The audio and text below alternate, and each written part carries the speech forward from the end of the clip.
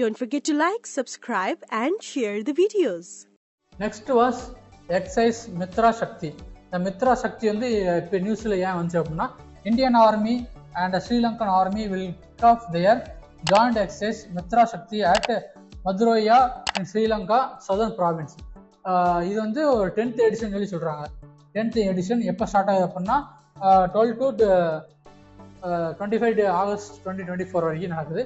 எங்கே நடக்குது அப்படின்னா மடுரோயா அந்த மாதிரி ஒரு பிளேஸ் சதர்ன் ப்ராவின்ஸ்லேருந்து இருக்குது ஸ்ரீலங்காவில்.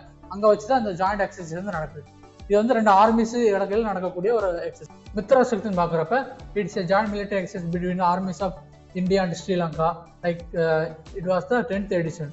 10th எடிஷனாக தான் அந்த 2024 ஆகஸ்ட்டில் வந்து நடக்க போகுது. And unit of 120 soldiers from the Indian army's Rajputana rifles.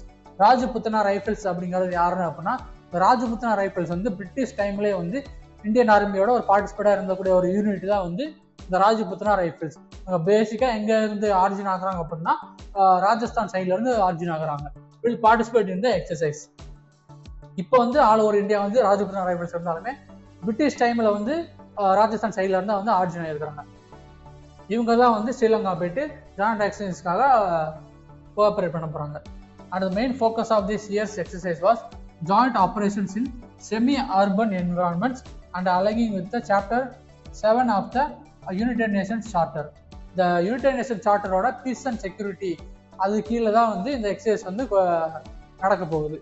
And this exercise aims to improve operational proficiency of both armies by facilitating the exchange of skills.